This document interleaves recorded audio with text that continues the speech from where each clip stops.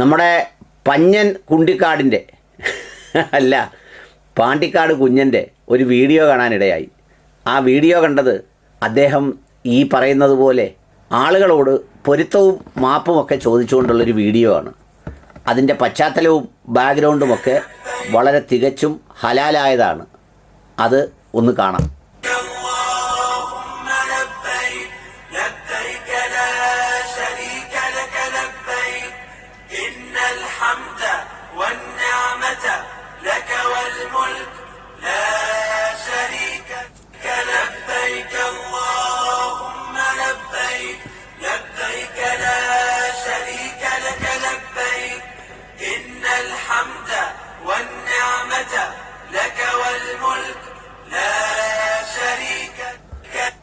എല്ലാ തട്ടിപ്പുകാരെയും പോലെ നമ്മുടെ പാണ്ടിക്കാട് കുഞ്ഞനും ഈ പറഞ്ഞ തട്ടിപ്പിന് പശ്ചാത്തലമായി സ്വീകരിച്ചിരിക്കുന്നത് ഈ ഹറമിലെ കഅബാലയവും അതുമായി ബന്ധപ്പെട്ട സ്ഥലവുമാണ്.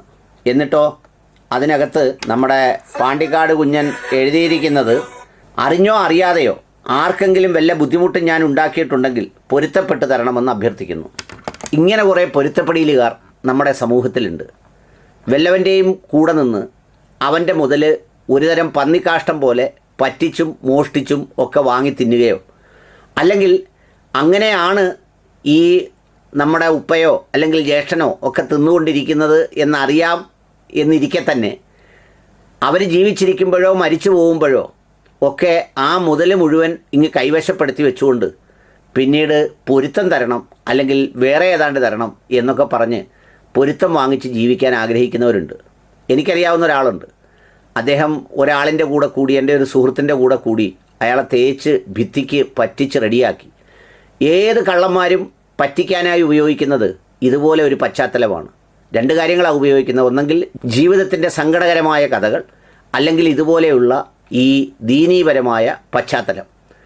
ഇത് രണ്ടും ഏത് വിത്താണോ ആ നിലത്തിൽ വിതയ്ക്കാൻ കഴിയുന്നതെന്ന് തിരിച്ചറിഞ്ഞതിന് ശേഷം അത് വിതച്ച് അത് കൊയ്ത് തിന്നുന്ന പരമവൃത്തികെട്ടവന്മാരാണ് ഇത്തരം ആളുകൾ. ഈ പാണ്ടിക്കാട് കുഞ്ഞൻ എന്ന് പറയുന്ന ആൾ നറുക്കെടുപ്പ് നടത്തി ആ നറുക്കെടുപ്പിൽ 1, 2, 3 സമ്മാനങ്ങളെല്ലാം ഫിക്സ് ചെയ്ത് അങ്ങ് കൈയിട്ട് അകത്തുനിന്നെടുത്ത്, അതിൻ്റെ ദൃശ്യങ്ങൾ കണ്ടാൽ നമ്മൾ മനസ്സിലാവും. ഇതുപോലെ നമ്മൾ കണ്ടിട്ടുള്ള എന്നാന്ന് ചോദിച്ചാൽ, പണ്ട് ഈ പശുക്കളെ വീട്ടിൽ വളർത്തുന്ന സമയത്ത് ഈ പശുക്കളുടെ ഡോക്ടർമാരല്ല, കോമ്പൗണ്ടർമാരെന്നോ എങ്ങാണ്ട് വിളിക്കുന്ന ഈ മെയിൽ നേഴ്സ് എന്നൊക്കെ പറയുന്നവർ വന്ന് ഈ ചെനയുണ്ടോ ഇല്ലയോ എന്നൊക്കെ കൈയിട്ട് നോക്കുന്ന ഒരു പരിപാടി കണ്ടിട്ടുണ്ട്. നമ്മളെയൊക്കെ കൊച്ചുങ്ങളാകുമ്പോൾ ഓടിച്ച് കളയും, അത് കാണാൻ നിൽക്കാതെ. അങ്ങനെ കൈയിട്ടെടുക്കുന്നത് പോലെയാണ് ഈ പാണ്ടിക്കാട് കുഞ്ഞൻ കൈയിട്ടെടുത്തത്. അങ്ങനെ എടുത്ത് അദ്ദേഹത്തെ ചുമന്നുകൊണ്ട് നടന്നവർക്കെല്ലാം സംഗതി മനസ്സിലായി കഴിഞ്ഞപ്പോൾ ഇപ്പോൾ ഈ പെരുന്നാളിൻ്റെ പശ്ചാത്തലത്തിൽ വന്ന് ലബ്ബൈക്ക് അല്ലാഹുമ്മ ലബ്ബൈക്കിൻ്റെ ബാക്ക്ഗ്രൗണ്ടിൽ അത് ആരോടാണ് പ്രാർത്ഥിക്കുന്നത്? വീഡിയോ കാണുന്നവരോടാണ് പ്രാർത്ഥിക്കുന്നത്.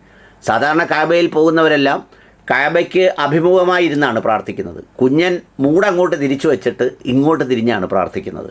സത്യം പറഞ്ഞാൽ ഈ സമുദായത്തിലെ ആളുകളെ വളരെ പെട്ടെന്ന് ഇത്തരം കാര്യങ്ങളിലൂടെ പറ്റിക്കാൻ എളുപ്പമാണ് എന്നുള്ള ആ ദുർബലമായ ഒരു സ്ഥിതി കൂടി പറഞ്ഞു പോകാതിരിക്കാൻ നിർവാഹമില്ല. ഏതെങ്കിലും ഒരു ഫ്രോഡ് ഇതുപോലെ രംഗത്ത് വന്ന് എന്തെങ്കിലുമൊക്കെ പറഞ്ഞ് കാണിച്ച് കൈകാര്യം ചെയ്യുമ്പോഴേക്കും അവനെ വിളിച്ച് ഇനി അവൻ പറയുന്ന വാക്കുകൾക്കകത്തെ എന്തെങ്കിലും കാര്യങ്ങൾ തങ്ങളുടെ സംഘടനയോട് ചേർന്ന് നിൽക്കുന്നതാണെന്ന് തോന്നുകയോ, അല്ലെങ്കിൽ തങ്ങൾ എതിർക്കുന്ന സംഘടന ഇവനെ എതിർക്കുന്നുണ്ടെങ്കിൽ അവനെ ഇങ്ങ് വാരി പിടിച്ച് അങ്ങ് ഇളിയിൽ വെച്ച് തോളിൽ വെച്ച് കൊണ്ടു നടക്കുന്ന, എന്താ പറയേണ്ടത്, ചിത്തഭ്രമം ബാധിച്ച കുറേ ആളുകൾ ഈ സമുദായത്തിലുണ്ട്. അത് കുറേ കൂടുതലുള്ളത് മുസ്ലിം സമുദായത്തിലാണ്. അതുകൊണ്ടാണ് ഇത്തരം ജീവികളൊക്കെ ഇതിനകത്ത് പൂന്തു വിളയാടുന്നത്. ഏതായാലും പാണ്ടിക്കാട് കുഞ്ഞൻ്റെ ആ പ്രാർത്ഥന കണ്ടപ്പോൾ എനിക്ക് തോന്നിയത് ഇത്രയേ ഉള്ളൂ. കുഞ്ഞാ, നീ ഈ പണിയൊക്കെ എടുക്കാതെ ഈ ആളുകളുടെ കയ്യിൽ നിന്ന് പറ്റിച്ച കാശാണെങ്കിൽ ആ പറ്റിച്ച കാശ് അവർക്ക് തിരിച്ചു കൊടുത്തതിന് ശേഷം പിന്നെയാണ് പറ്റിച്ചതിന് മാപ്പ് പറയേണ്ടത്.